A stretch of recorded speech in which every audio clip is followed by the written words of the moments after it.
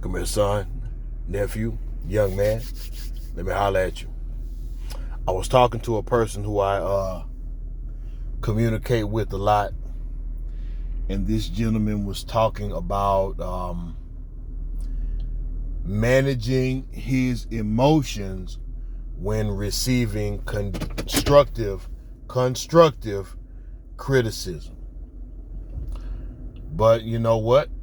We can go ahead and apply this same tactic and this same mindset to destructive criticism, outright hatred, or whatever the case may be.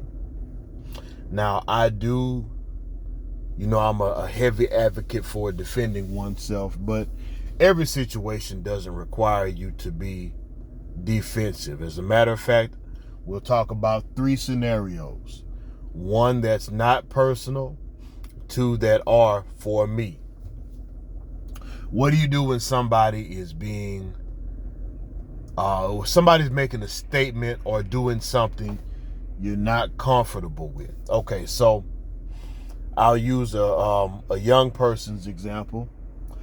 A young person had been threatened by 2 people way smaller than this person. I mean, like Smurf size people, Toad from Mario Kart type people, whatever you can think of in regards to little people, the little bitty dude from MTV's Jackass, whatever.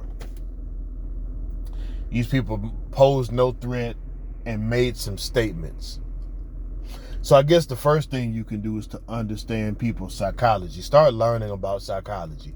That's tough, and for some people it may not be an interesting subject, but had he known that these people probably have little people complex, and then because of the type of position in society that they choose to take, they feel defensive about a lot of things and are probably used to being attacked. Plus, I know this person pokes at people and causes people problems because he's not totally innocent himself.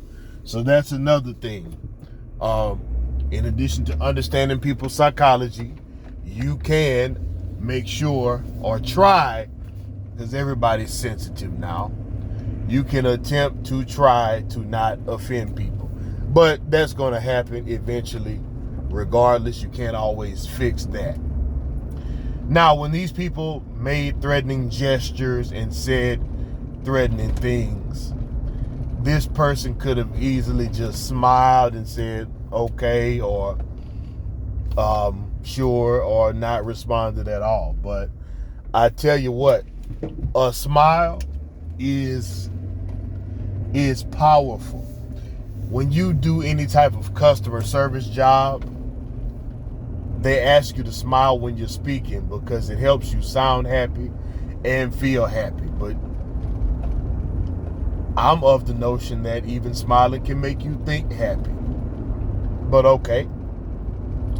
Yesterday, in one of my working situations, I encountered someone that I know for a fact is attempting to double cross me. And instead of saying, hey, you know what? How dare you try to double cross me? Or confronting that person, or even giving them a menacing glare, I just smiled and said hello and kept on walking.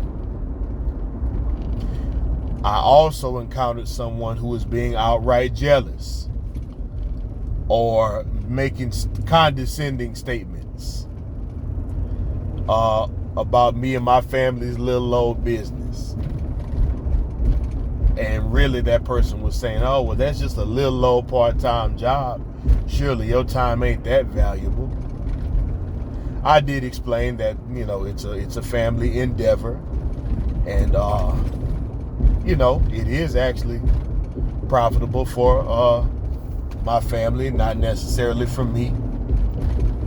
And, I take pride in it, and we do good work. And I just smiled and I left. Why argue? Why get upset? The reality is more revenue is probably generated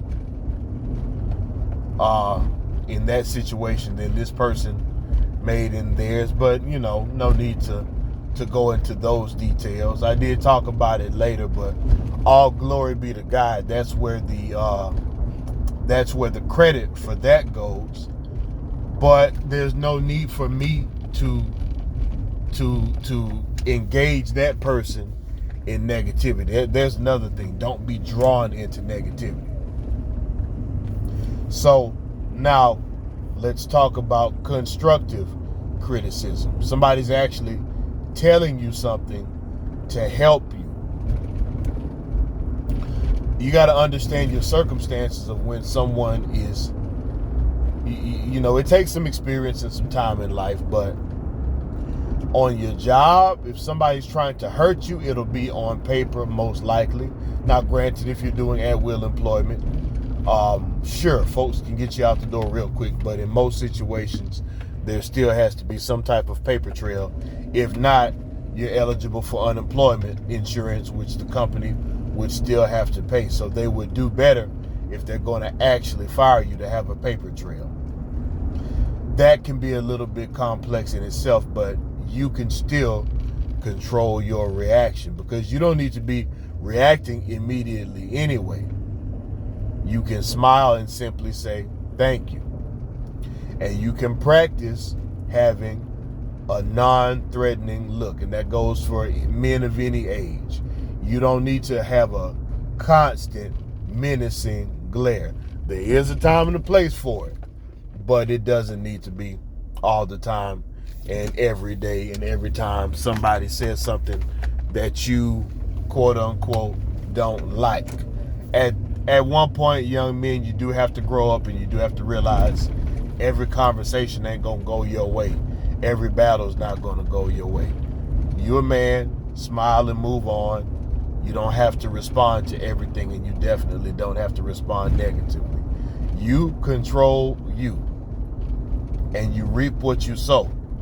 And if you don't know what that means, it means like you plant a seed, that's the type of plant you're going to get, right? So, you know what? Sow the seed of smiling for yourself and for those around you. It's a simple thing, a simple investment that yields dividends constantly. And as always, never lose the will to win, never lose the will to survive.